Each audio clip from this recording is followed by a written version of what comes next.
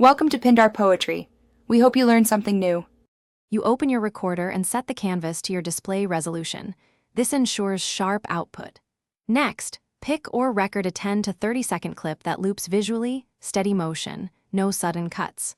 Once done, set frame rate to 30 FPS or 60 FPS if your PC supports it, and enable high-quality export.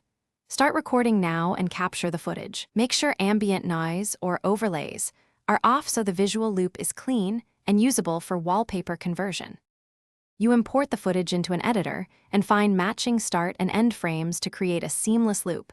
If frames don't match, apply a short crossfade of 3 to 6/10 of a second.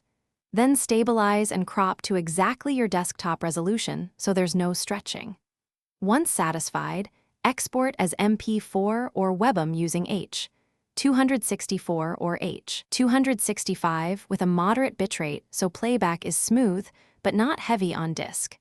Save a backup copy before moving to the wallpaper tool. You open your wallpaper application, add the exported video, and set it to loop and play on monitor change.